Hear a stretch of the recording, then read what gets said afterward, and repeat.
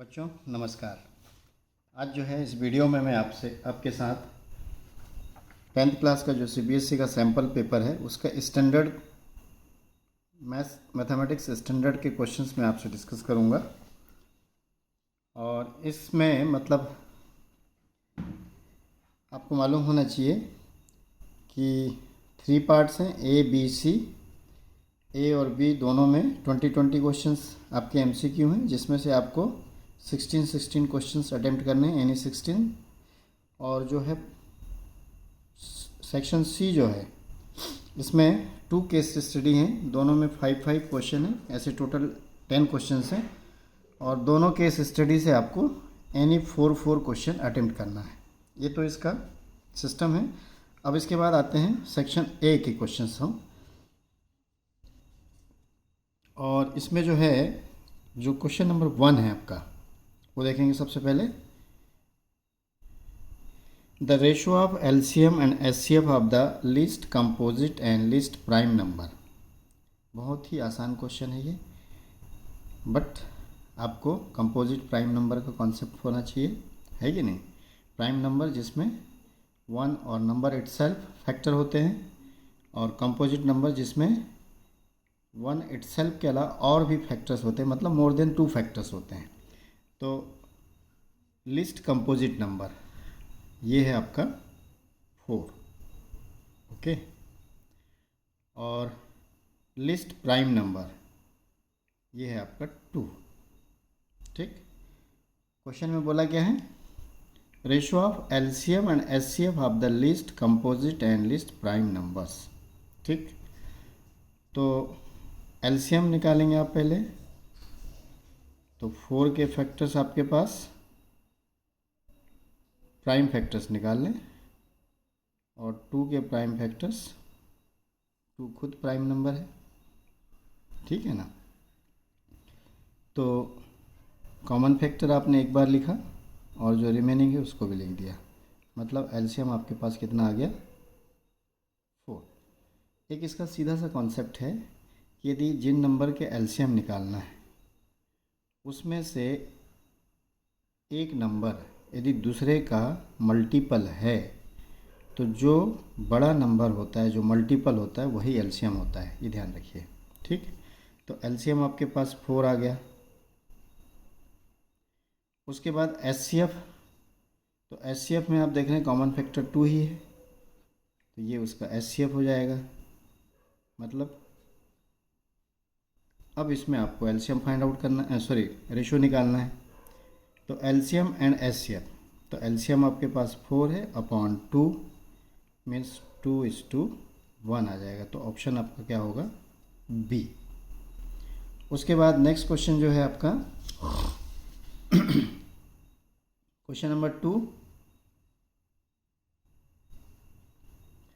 In this question the value of के for which the lines, अब आपके पास 2 lines हैं, 5x + 7y - 3 को शिफ्ट कर लिया है, ओके, 3 को शिफ्ट कर लिया।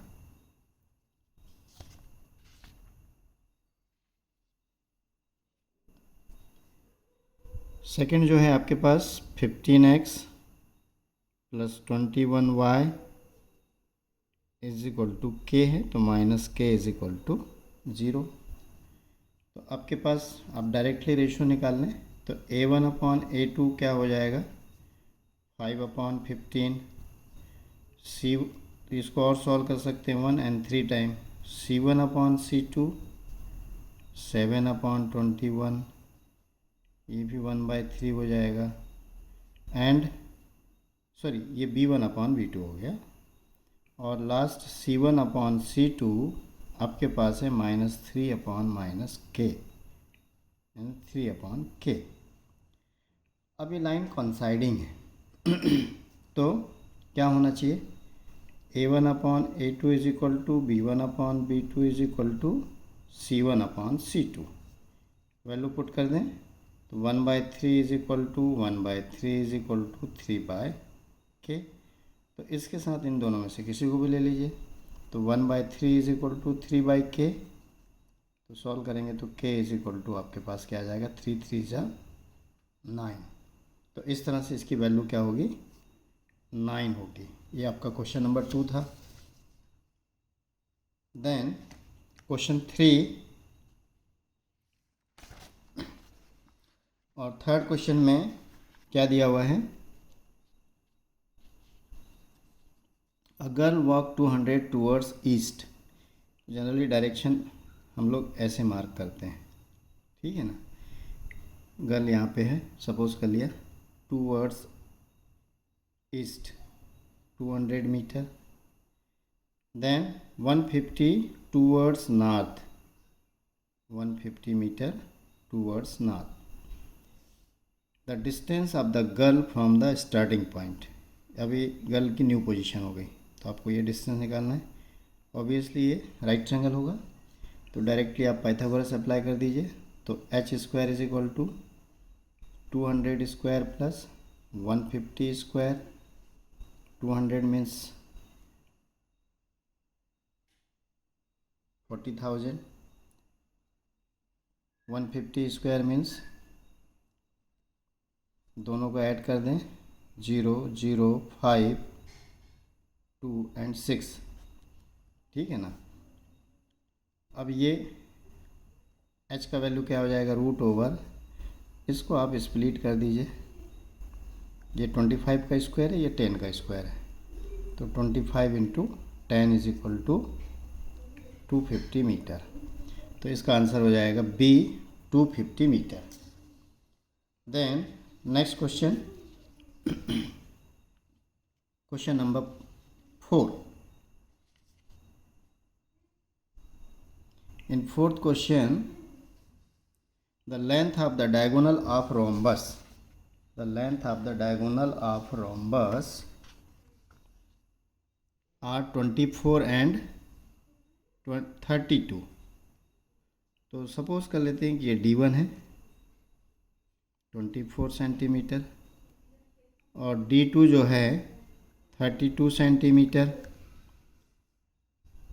तो एरिया इसका होता है half into D1 into D2।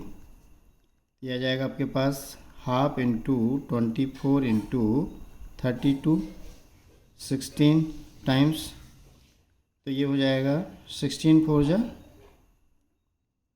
4, 64, in hand 6, 16 2 जा 32 plus 6, 38 centimetre square. Okay, the length of the altitude of the rhombus. तो पहली बात, अब इसमें देखिए, रोम्बस मतलब जिसकी चारों साइड्स की लेंथ इक्वल होती है। ये डायगोनल फर्स्ट था, ये डायगोनल सेकंड है। आपको मालूम होना चाहिए कि डायगोनल जो है एक दूसरे के परपेंडिकुलर बाइसेक्टर होते हैं। तो ये यदि 32 है तो ये लेंथ आपकी 16 हो जाएगी यहाँ से यहाँ तक, और दूसरी लेंथ आपकी 24 है तो ये आपकी 12 हो जाएगी, ठीक है ना। तो हम पाइथागोरस अप्लाई करके, क्योंकि ये 90 डिग्री, इसको फाइंड आउट कर सकते हैं साइड को। तो a is equal to root over 16 square plus 12 square. ये आ जाएगा आपके पास रूट ओवर 256 प्लस 144। एडिशन किया, 6 प्लस 4 10, इन हैंड 1, 5 प्लस 5 10 हो जाएगा, इन हैंड 1, 3 प्लस 1 4। तो ये आ गया आपके पास 20 सेंटीमीटर। अब ये आपके पास 20 सेंटीमीटर आ गया। आपको इस अल्टीट्यूड की लेंथ निकालना है, ओके। और इसको आप h ले लीजिए, इसको क्या ले लीजिए, h।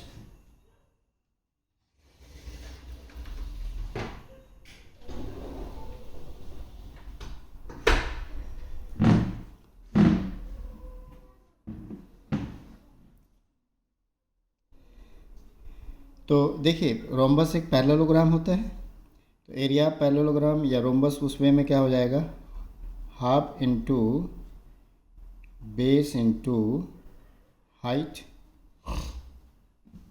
सॉरी ये तो ट्रायंगल का होता है, तो ये आ जाएगा बेस इंटू हाइट या अल्टीट्यूड।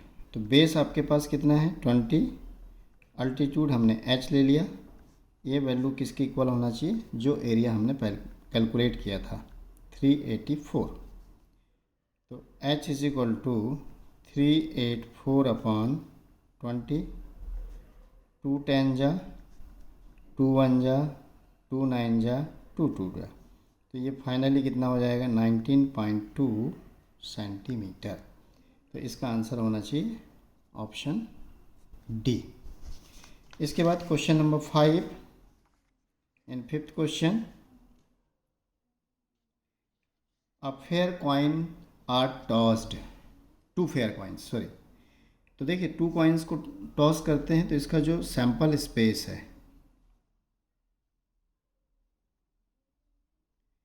ये होगा head head, head tail, tail head and tail tail. Okay, मतलब टोटल यहाँ पे एलिमेंट कितने हैं, 4 है। What is the probability of getting at most 1 head? At most 1 head और एटलीस्ट, ये 2 चीज़ें आएंगी। एटमोस्ट में जो है, जो मैक्सिमम है उसको बाउंड कर दिया, तो मिनिमम की लिमिटेशन ख़त्म हो जाती है। और जब एटलीस्ट बोलता है तो कम से कम जो है उसकी बाउंड, मतलब जो कम से कम वैल्यू है उसको फिक्स कर दिया उन्होंने, और मैक्सिमम की लिमिट जो भी पॉसिबल होगी वो आएगी। तो एटमोस्ट ज़्यादा से ज़्यादा 2 हेड और कम से कम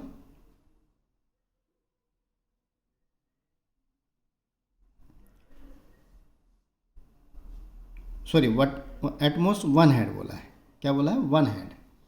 तो देखिए ज़्यादा से ज़्यादा 1 और कम से कम कुछ भी नहीं हो सकता।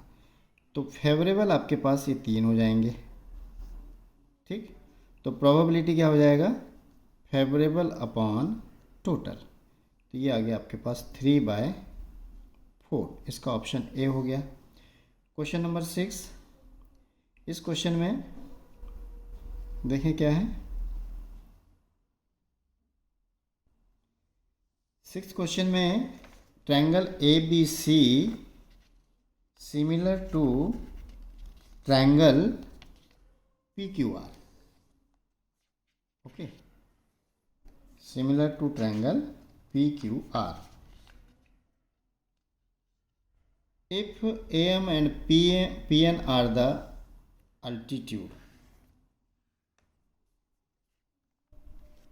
ये दोनों क्या है, इसके अल्टीट्यूड है, triangle A B C and triangle P Q R respectively.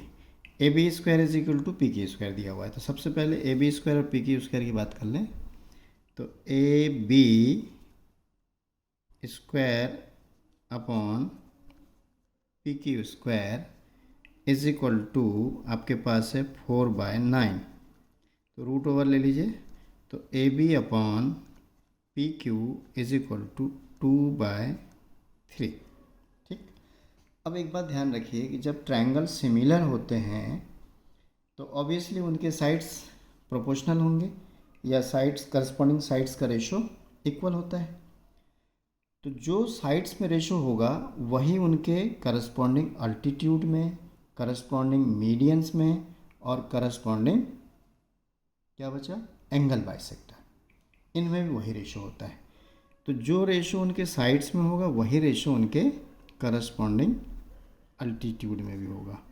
तो यह आ जाएगा हमारे पास a m upon p n, ठीक है ना। और a m upon p n is equal to आ जाएगा 2:3।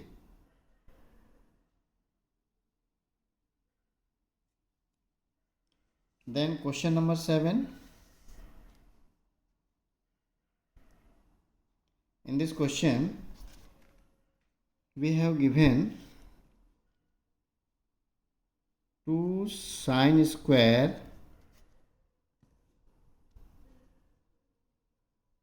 Beta minus cos square beta is equal to 2। अब एक काम करते हैं, इसको या तो दोनों को साइन में करें या दोनों को कॉस में। तो 2 sin स्क्वायर बीटा माइनस, इसको लिख दिया 1 minus sine square beta, identity 1 से, इज इक्वल टू 2 है। 2 sin square beta minus 1 plus sine square beta is equal to 2। तो ये दोनों मिलके आपके कितने हो गए 3 sine square beta is equal to, ये 1 उधर शिफ्ट होगा तो 2 + 1 ये 3 हो गया। तो sine square beta is equal to 3/3 is equal to 1। Okay, तो यहाँ पे sine of beta is equal to ±1 आएगा।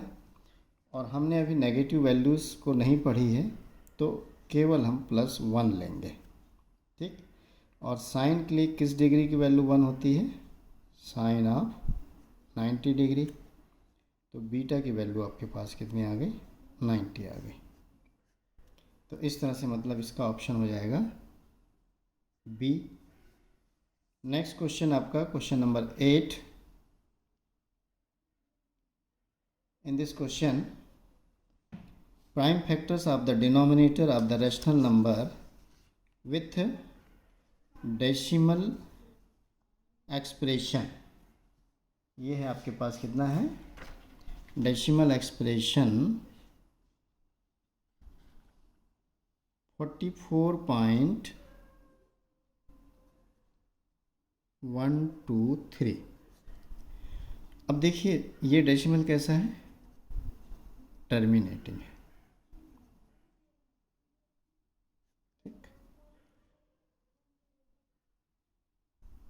सपोज कर लेते हैं कि ये p/q के फॉर्म में है और यहाँ पे p एंड q को प्राइम इंटीजर हैं and q not equal to 0 है।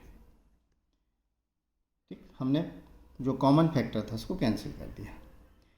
अब देखिए जब ये को प्राइम हो तो उस स्थिति में p/, यदि q जो है प्राइम फैक्टर इस तरह से है या p/5 या फिर p/2m × 5n। यदि ये तीन पॉसिबिलिटी हैं, तीन में से यदि कोई भी पॉसिबिलिटी आती है तो डेसिमल एक्सप्रेशन हमेशा टर्मिनेटिंग होता है। ओके, हमेशा क्या होगा टर्मिनेटिंग होगा। अब हम ऑप्शन पे आते हैं। 2, 3 है, 3 के कारण टर्मिनेटिंग नहीं होगा। 2, 3, 5 अगेन 3 यहाँ पे प्रॉब्लम क्रिएट कर रहा है। 2, 5 इसमें होगा और 3, 5 3 के कारण नहीं होगा। मतलब आपका ऑप्शन यहाँ पे क्या आ जाएगा 2 एंड 5 उसके प्राइम फैक्टर होने चाहिए। ठीक, तो ये था आपका क्वेश्चन नंबर 8। इसके बाद क्वेश्चन 9। तो 9th क्वेश्चन में देखें क्या दिया हुआ है, the lines x is equal to a and y is equal to b। अब देखिए यदि इनको आप लाइन को ड्रॉ करने की कोशिश करें, अभी मैं आगे बता रहा हूँ आपको, ये एक्सेस हैं आपके x dash y dash. Okay, यहाँ से लेके मान लीजिए ये a है। अब x की वैल्यू a हमेशा बनी रहेगी जब ये line parallel to y axis होगी। मतलब ये डिस्टेंस भी आपका a होना चाहिए, ये डिस्टेंस भी a होना चाहिए, तभी पॉसिबल है जब ये y एक्सेस के पैरेलल होगा। मतलब ये लाइन हो गई आपकी पैरेलल टू y एक्सेस।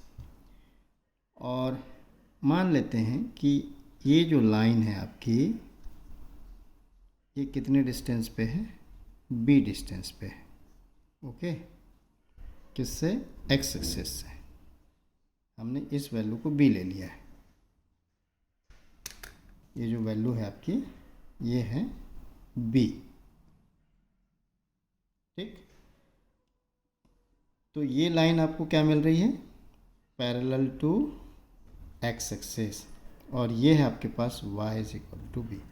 जब लाइन दोनों एक्सेस के पैरेलल होंगी तो ऑब्वियसली दे आर इंटरसेक्टिंग, क्योंकि हमको मालूम है एक्सेस खुद इंटरसेक्ट करते हैं। तो जब उनके पैरेलल लाइंस ड्रॉ करेंगे तो वो भी इंटरसेक्ट करेंगे। तो ये आंसर होगा इंटरसेक्टिंग। ओके, एंड लास्ट जो क्वेश्चन है आपका इस पेज का, question number 11. In this question, if a square is equal to 23/25, तो उस कंडीशन में a क्या होगा? तो ऑब्वियसली हमको रूट लेना पड़ेगा a निकालने के लिए, और 23 आपका प्राइम नंबर है और 25 का स्क्वायर रूट कितना हो गया? 5. और जब भी प्राइम नंबर में रूट ओवर लगा होता है वो हमेशा क्या होता है? इरेशनल.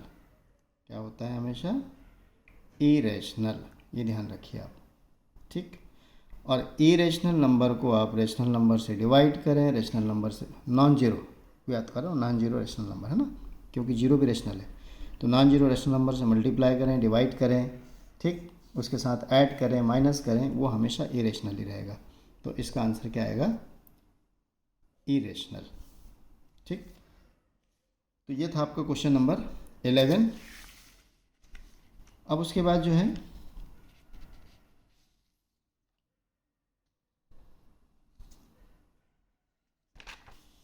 Question number 12. तो क्वेश्चन 12 में क्या बोल रहा है? एलसीएम हमको गिवन है, x और 18 का एलसीएम 36 है और एचसीएफ जो है 2 है. Okay. LCM x 18 is equal to 36, HCF x 18 is equal to 2. तो आपको क्या x की वैल्यू निकालना है. बहुत सिंपल क्वेश्चन है. आपको मालूम होना चाहिए फार्मूला कि एलसीएम और एचसीएफ का प्रोडक्ट नंबर्स के प्रोडक्ट के इक्वल होता है. अब देखिए एलसीएम है 36, एचसीएफ है 2x इंटू 18. 18 2 जा, तो यहाँ पे 2 2 जा 4, यानी x की वैल्यू कितनी आ गई? 4 आ गई. तो ये आपका हो गया क्वेश्चन 12. क्वेश्चन जो है 13.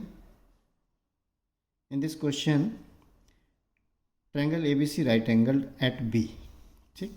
एक हमारे पास ट्रायंगल ABC है जो B पॉइंट पे 90 डिग्री है.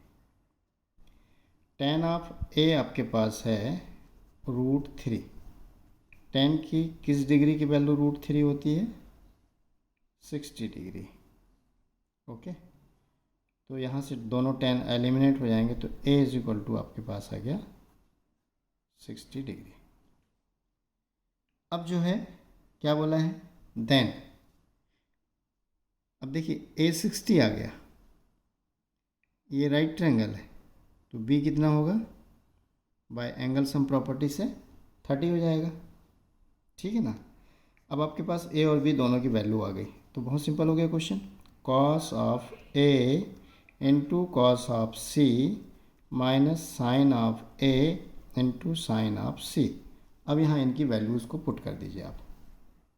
इनकी वैल्यूज़ को पुट करेंगे हम.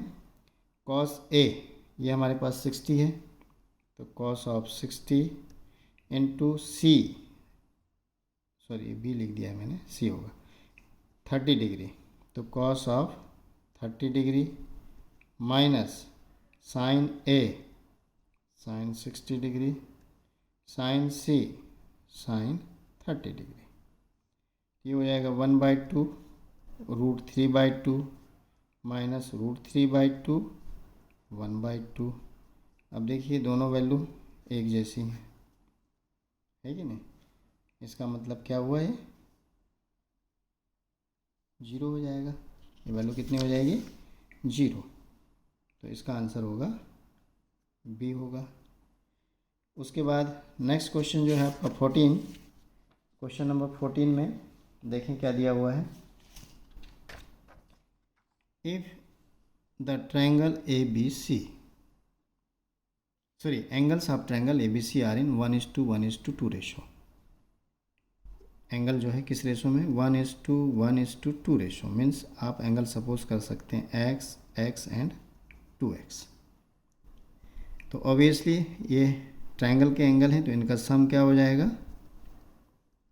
180 डिग्री। तो ये आपके पास आ गया 4 of x is equal to 180 degree, तो x इज इक्वल टू 45।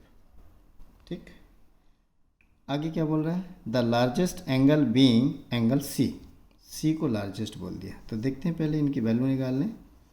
तो x is equal to 45, again x 45 and 2x 45 into 2 is equal to 90। तो ये लार्जेस्ट है, तो ये एंगल आपका C हो गया।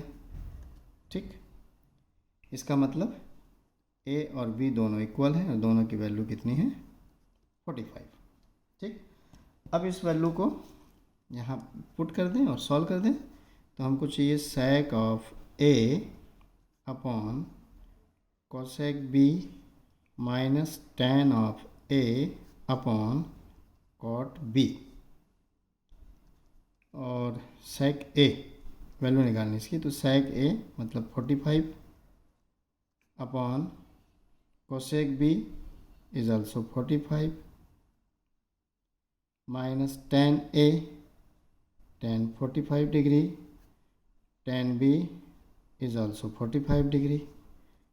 ये होता है √2 अपॉन √2 माइनस 1 अपॉन 1। तो √2 कैंसिल हो गया, तो ये 1 हो गया और ये 1 अपॉन 1 1 ही होगा, तो इक्वल टू कितना आ गया 0। तो इस तरह से ये जो है इसका आंसर होगा, ऑप्शन होगा A। And last question for this session, question number 15। In this question, the number of revolution made by circular wheel of radius 0.7 meter in rolling a distance of 176 meter is। ठीक, कितने revolution मतलब इस radius का wheel जो है इतना distance cover करने के लिए कितना रिवोल्यूशन करेगा। तो सबसे पहले देखिए रेडियस है हमारे पास r is equal to 0.7 metre. Okay, r is equal to 0.7 metre, और टोटल डिस्टेंस कितना कवर किया है, डिस्टेंस 176 मीटर। तो जब जो व्हील है वो रोल करेगा, तो ये रोल करते हुए अपनी पोजीशन जब बदलेगा और दूसरी पोजीशन जहाँ मतलब उसने स्टार्ट किया था वहीं पहुँचेगा, तो ये डिस्टेंस जो है उसके सरकमफेरेंस के इक्वल होगा एक कंप्लीट रिवोल्यूशन में। ठीक है ना। तो यहाँ पे हमारे पास 2 इंटू 22/7 इंटू रेडियस कितना है 0.7। तो आप इसको 2 इंटू 22/7 इंटू 7/10 कर दीजिए, ये आ गया आपके पास। तो ये आ गया 44/10। इतना ही रहने दीजिए। अभी कितना डिस्टेंस कवर किया है,